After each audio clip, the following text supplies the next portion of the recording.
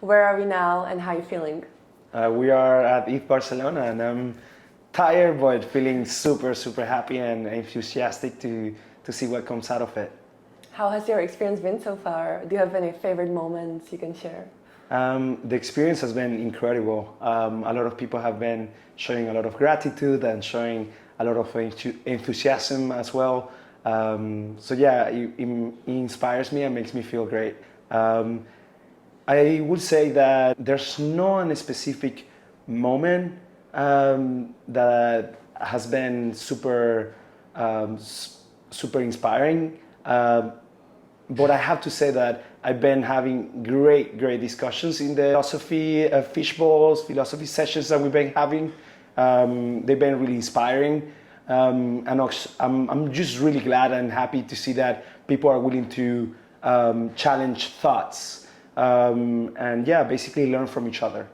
What has been some of the themes that you've been noticing that are really popular or discussed here? I would say that definitely the teams that have been creating experiences for the event has been incredible. Like for example, the Orbis and Ethylene together with the Doing Good team, like we created the chat room application and people that are part of the speech that might not necessarily be next to the microphone are able to voice their questions in this digital manner, and the speakers, they can go through those questions and they can feel free to answer them. It removes a lot of barriers for those people that are shy and don't want to grab a microphone, but they're present in the conference and they want some of their questions to be answered. So that one, for example, is great. Another one, definitely the Raelion team that has created all of these quests all over the place, inspiring, let's say, the attendees to do certain actions that are important for the community. And yeah, I would say that in general, this conference wouldn't be possible without all the support from all the different partners, all the support from all the different volunteers, all the support from the different sponsors as well. So it's been a lot of people that have been contributing to this for it to be a reality. So this is the second edition of Eth Barcelona.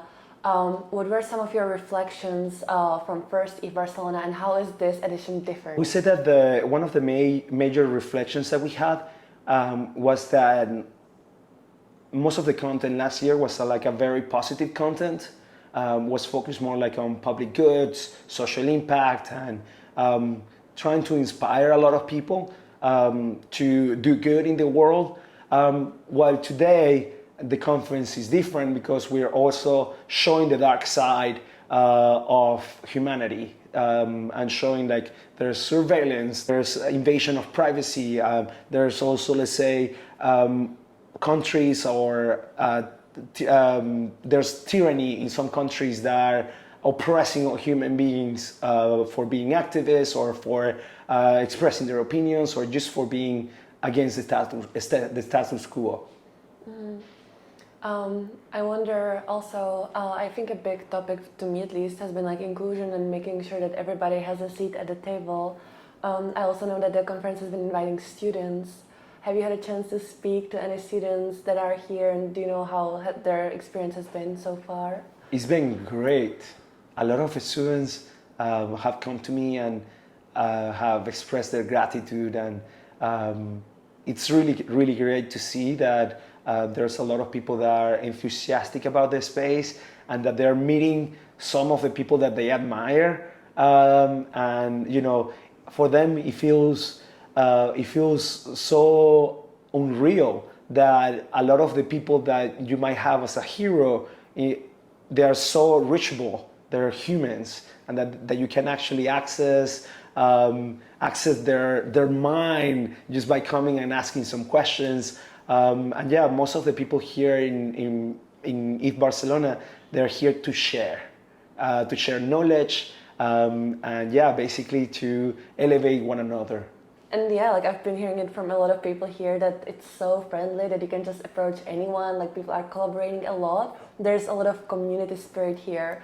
So I wonder, what is your favorite thing about like Web3 community? I think is when we get out of the conference and we go to party together. Why is my favorite thing? Is because people connect with each other in a very different environment where the idea is to have a good time and to, let's say, to enjoy as much as you can. For me, this is the way that I live life, but not everyone lives life like this. So when they go to a party and they see that all of these people are so happy and showing so much light, they also want to be part of that light.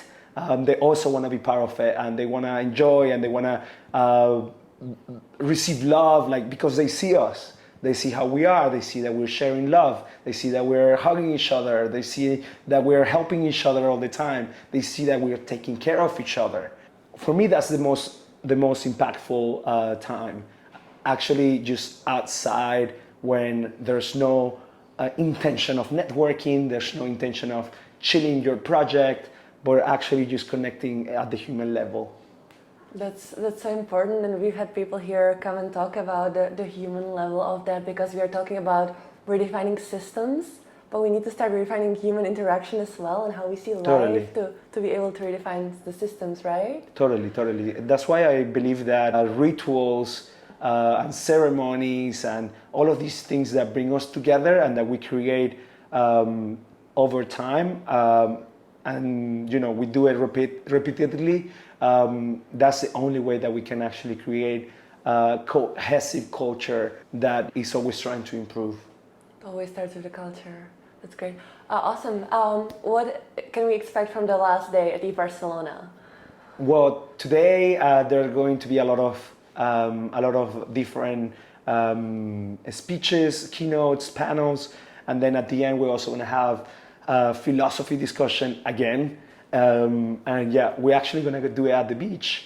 So this time we were doing the philosophy discussions at the boxing ring, and I realized that actually that's a mistake, because when you are in an environment where people are used to fight, they're predisposed, they come with that mindset, and I think that we need to be all on the ground, no chairs, sitting on the floor, maybe having some beers, maybe not having a lot of pressure, and then we need to find a common ground. What is the common ground? And then we can talk about other things that are not part of that common ground, but we need to define the common ground first. Why is because otherwise we get into just people trying to express their opinions, but not willing to listen. They just want to talk and spread their message. But here, what we really need is actually to hear each other out. Connect. Yeah, and connect more and relate more. Like try to understand why that person is saying what they're saying. What experiences have they lived for them to say what they're saying. And yeah, I think that's very key and important. Thank you so much for sharing that.